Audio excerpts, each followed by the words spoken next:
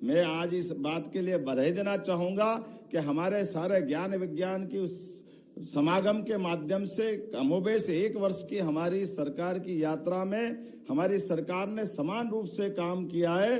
भौतिक अधोसंरचना के साथ साथ व्यक्ति के जीवन में सब कुछ मंगल हो, उस प्रकार से यशस्वी प्रधानमंत्री के नेतृत्व में हमारी सरकार सभी विभागों में काम कर रही है। इस अवसर पर एक ऐसे महापुरुष की प्रतिमा का अनावरण भी किया गया है।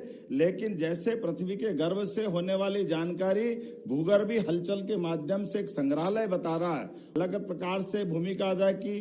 वो यहाँ के कुलाधिपति रहे, बनारस के रहे, और जिनने आजादी के साथ हमारे बीच कुलाधिपति के नाते से, जिसके माध्यम से कला, संस्कृति, इतिहास के साथ साथ शिवाजी महाराज के माध्यम से सिंधिया घराने की उस गौरवशाली परंपरा के वो वाहक भी रहे, गौरवशाली अतीत से भी वो परिचय कराते हैं। ऐसे में शिवाजी विश्वविद्यालय के कैंपस में उनका प्रतिमा का अनावरण, तो आपकी मौजूदगी से हमारी हिम्मत भी बढ़ेगी और आज के युग में नई शिक्षा नीति 2020 के बलबूते पर जब हमारे सबके लिए एक अलग प्रकार के एक पाथे का काम भी करेगा। कई बार जिज्ञासाएं मन में होती है, हमारी अपनी वर्तमान के दौर में यशस्वी महामहिम यहाँ मौजूद है, कब उल्कापात हुआ होगा, कब भूगर्भी घटनाओं के साथ पृथ्वी की उत्पत्ति हुई होगी, कैसे वो लंबी यात्रा जहाँ हिमखंड में पृथ्वी अपने वर्तमान आकार साकार में रूप लेती है, कहाँ जीव कोशिकाओं के माध्यम से जीवन की उत्पत्ति हुई होगी। और छोटी छोटी बातें महामहिम हमारे लिए आज भी एहसास कराती है।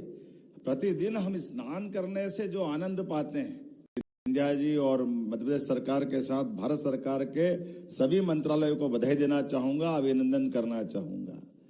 वो जल से जब तक हमारा मिलन नहीं होता तब तक हमारा दिन अच्छा नहीं जाता। ये आदिकाल से ये हमारे बीच में एक रहस्य है।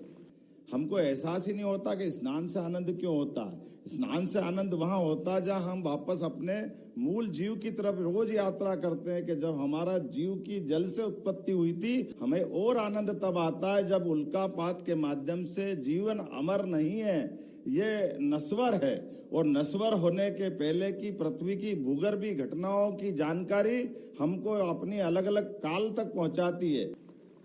जाने अनजाने हम इससे अपने आप को पता नहीं कैसे भूल जाते हैं।